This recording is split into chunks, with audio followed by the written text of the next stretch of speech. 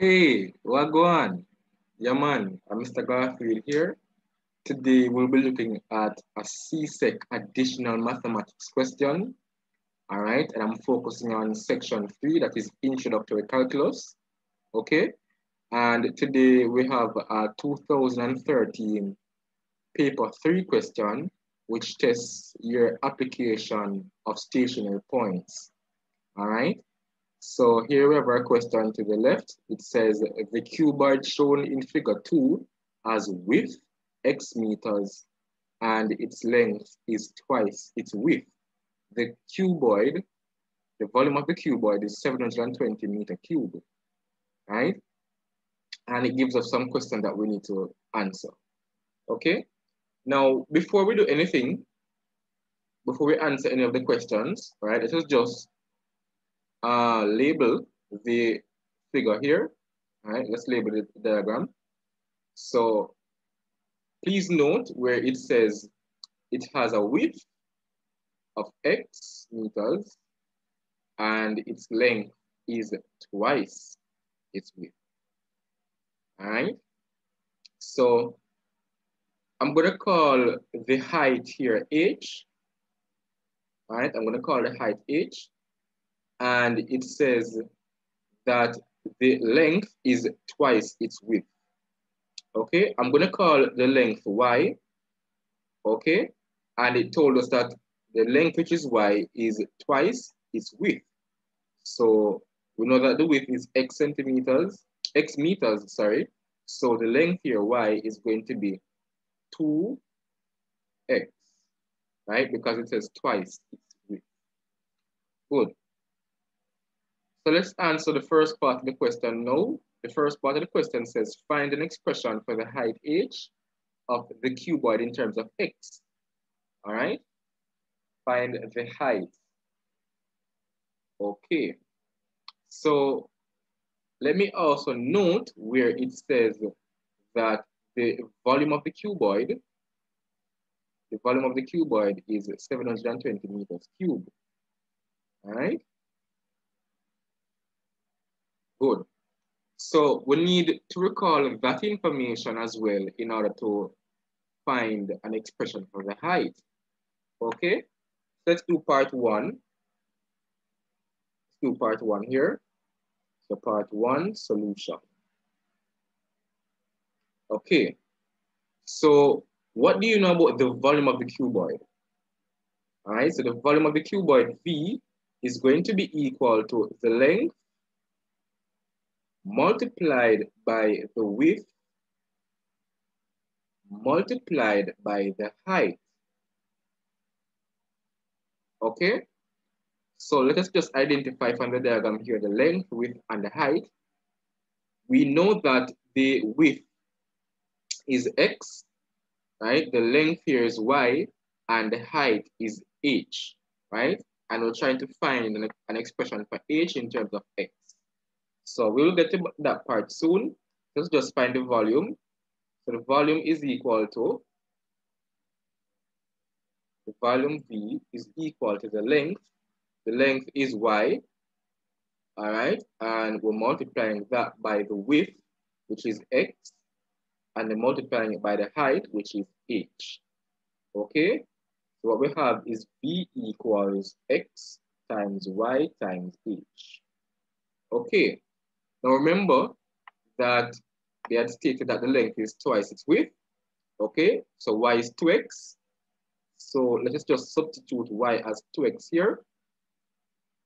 All right, so v is equal to x multiplied by y, which we know is 2x, multiplied by h.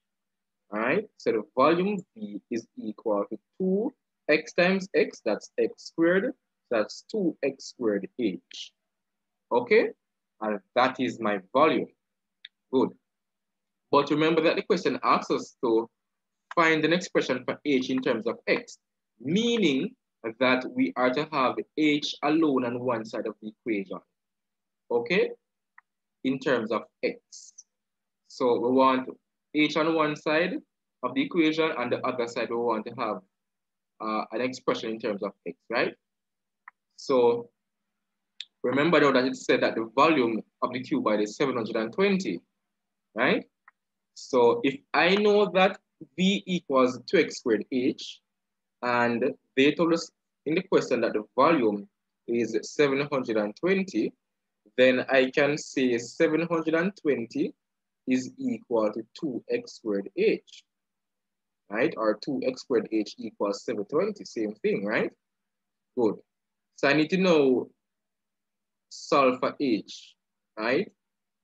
I want h on one side of the equation. So I need to get rid of this 2x squared. So what I'm going to do now is to just divide both sides of the equation by 2x squared. All right? So I can say h, right? When I divide by 2x squared here, I get h, and I'm dividing 720 by 2x squared now. All right? That is my answer for h, but it can be simplified further. So h is equal to 2 can go into 720.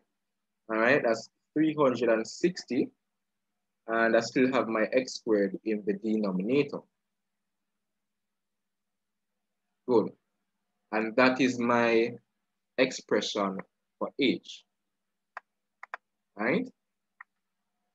So let's go back up here. So that is my expression for h of the cuboid in terms of x.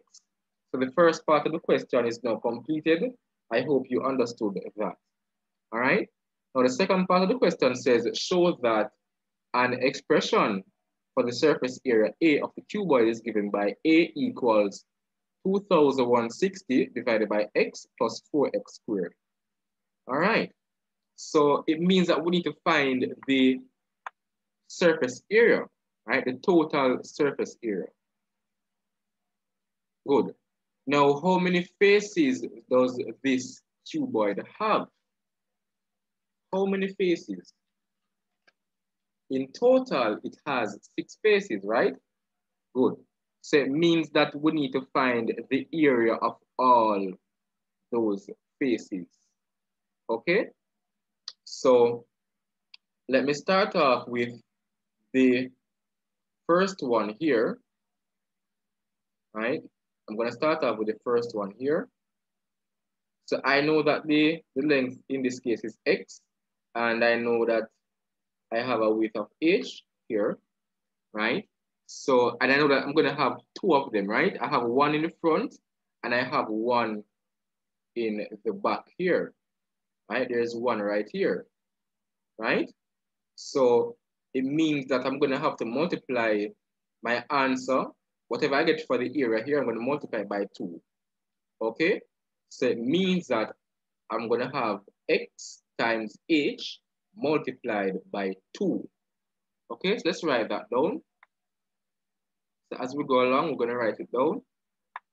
So this is part 2 solution. All right, part 2 solution.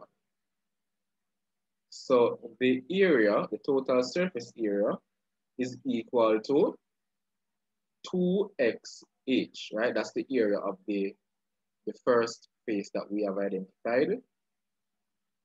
All right, that's 2xh.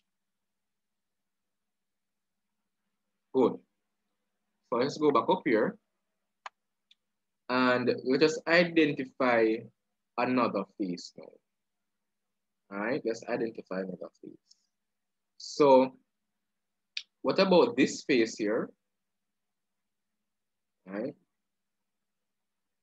as one face. So if we want to find the area of that now, it's basically y being multiplied by h, right? But there's another one, right? There's another rectangle here, right? There's one here. But there's one at the front, right? There's one at the front and one in the back. So it means that we're gonna have to multiply our area, whatever that area is, we're gonna multiply that area by 2, right? So the area of this space here that I've shaded is y multiplied by h, all right? Y multiplied by h, but remember that we have to times it by 2 because we have 2 of those rectangles in the cuboid, all right? So I'm gonna now have plus 2 times y times h. All right, good. So that's one. It's another face that we have identified. Let us now identify another face. All right, what about this face here? All right, that face right there. So we know that there's one at the top there and there's one below. All right, there's going to be one below there. So whatever the area for this shaded face is, right, we're going to have to multiply our answer by 2. Okay, so we know that the length here would have been y, right, and our width would have been x, right? So what is it going to be? It's going to be y multiplied by x, right, or x multiplied by y, right? That's the area of the face, but I have to multiply by 2 since I also have another rectangle like that below, right? So just write our answer here now. It's going to be plus 2 times xy, right? Great. So now we have the total surface area, right? We have found the area of all 6 faces. Great. So let us just simplify now. So the area is equal to 2xh plus 2 times y. Remember, we stated that y is 2x.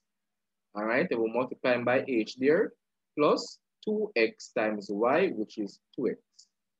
Okay, good. So the area is equal to 2xh. All right, that's going to be 2xh plus 2 times 2, that's 4. All right, I'll have my x there, times h. Okay, so we have 2xh plus 4xh plus 2 times 2, that's 4. X times x, that is x squared. Okay, so I have 2xh plus 4xh plus 4x squared. All right, I can now add these two terms here, right? So 2xh plus 4xh is what? 6xh, right? So we have the area as 6xh plus 4x squared. Okay, that is what I have. Now, what do I know about h? What do I know about h now? Do you remember?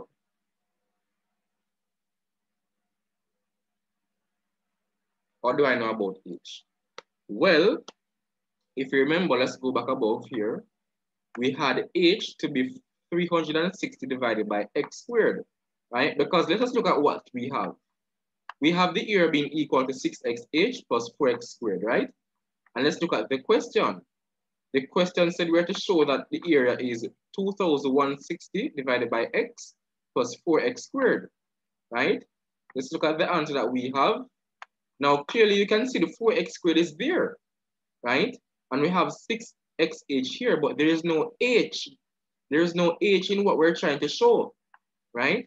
So it means that we will have to substitute h as 360 into 360 over x squared into a.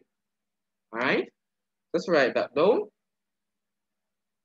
So we're going to have to say substitute. All right, substitute h, which is 360 divided by x squared. All right, so we're going to substitute that into a. All right, so I can now say that a is equal to 6xh. h is 360 divided by x squared, right? So 360 divided by x squared plus I have my 4x squared. Good. So can we simplify now? So if you observe it carefully, you can see that one of the x's will cancel out. All right. So what I'm going to have now is the area being equal to 6 multiplied by 360 that is 2,160, all right? And remember that I still have my x here, all right? So let me do that again, 2,160 divided by x here, remember I still have my x there in the denominator, right? Plus 4x squared, okay? So the area is 2,160 divided by x plus 4x squared. And that is what they had asked us to show here, right? This is what they wanted us to show. So I can now come down here. I can now come down here and say shown, right? Shown.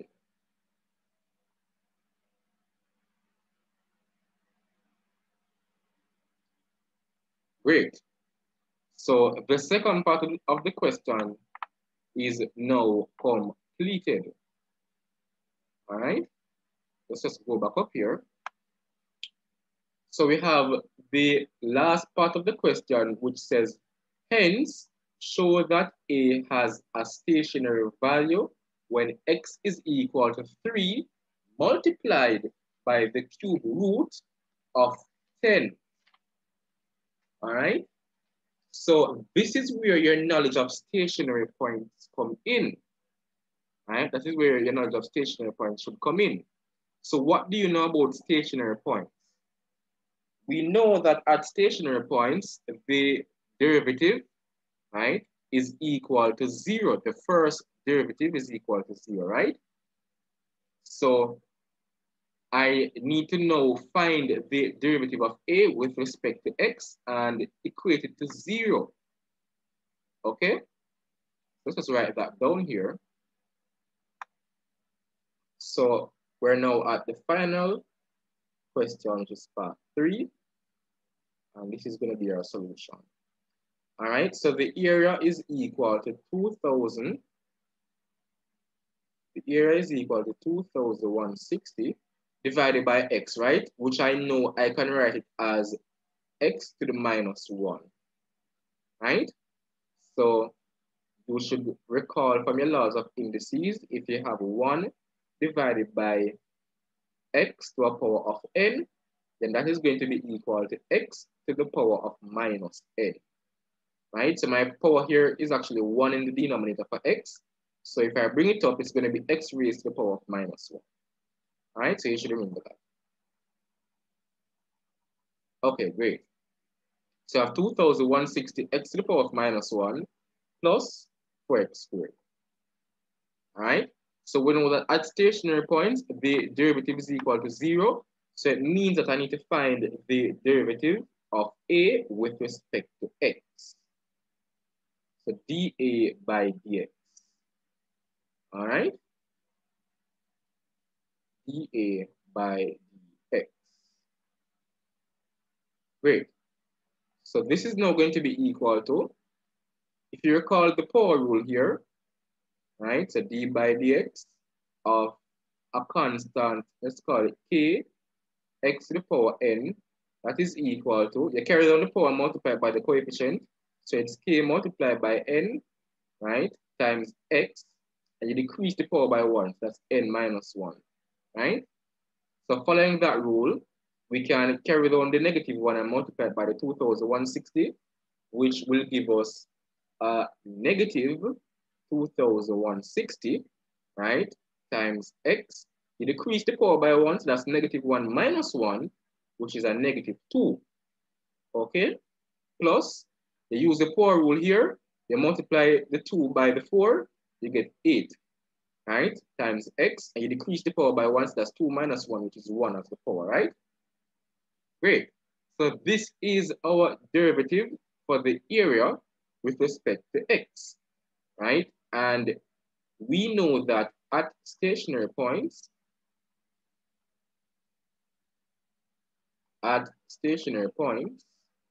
the derivative, right, dA by dx must be equal to 0, okay? So with that being said, it implies that the negative 2,000 160 times x to the minus 2, which I can write as negative 2,160 divided by x squared, right, plus 8x must be equal to 0. All right, great. So I have now equated my derivative to 0, and I need to find the value for x, right? Because remember that the question said that we are to show that a has a stationary value when x equals 3 times the cube root of 10. All right? So let's find the value for x here. All right, so what I'm going to do is to remove this x squared in the denominator. All right, so in order to remove that x squared, I would have to multiply the entire equation by x squared. All right, so I'm multiplying the left-hand side by x squared, and I'm multiplying the right-hand side by x squared. Okay, so if I multiply the left-hand side by x squared, it means that I have to multiply each term here, right? Each term by x squared. So if I multiply negative 2,160 over x squared by x squared, the x squared will actually cancel out, which will give me a negative 2,160. All right, great. Plus, if I multiply 8x by x squared, I will get 8x cubed. Okay, and if I multiply the right-hand side by x squared, I will still get 0. All right, great. So let us now solve this equation for x. All right, so I'm going to carry the negative 2,160 to the right-hand side of the equation. It will become a positive number. All right, so 8x cubed is equal to 2,160. All right, x cubed is equal to, I'm now going to divide both sides of the equation by 8 to get rid of the 8 here in front of the x cubed. So if I do that, the left-hand side becomes x cubed.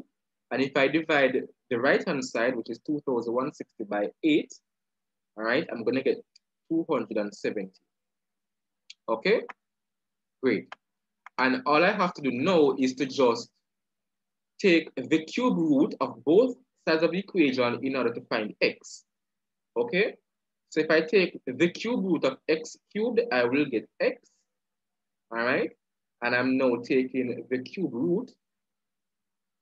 I'm now taking the cube root of 270. Okay, good. Now this is our answer. However, remember the question said that we are to show that x is equal to 3 multiplied by the cube root of 10. All right, so we have to now manipulate this surd here. So you have to remember your knowledge of surds in order to manipulate this expression, right?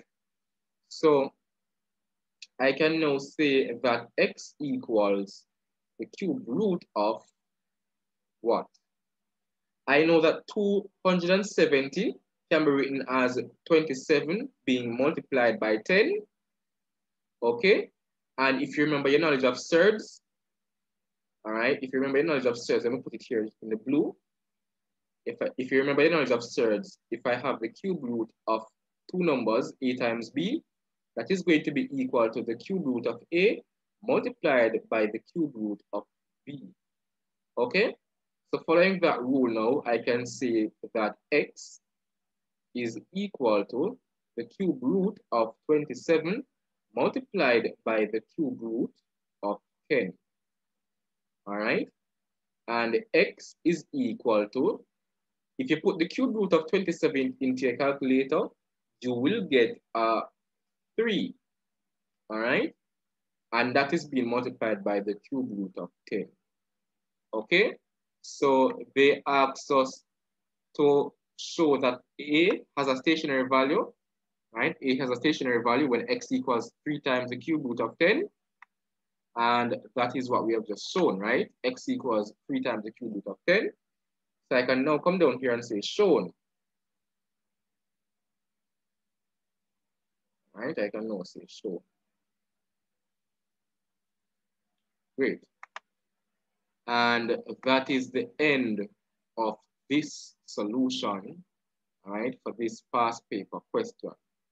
Okay? So we have now completed the third part of the question. All right? So I hope it was helpful. Okay, if it was, please ensure to like up the video. Please don't forget to like up the video and also comment. All right, and you can also share the video with your friends, and please remember to subscribe. Okay, I am Mr. Garth Reed, Student Ambassador in the University of Technology, Jamaica, and I'm a mathematics teacher in training in the School of Mathematics and Statistics. I thank you for joining.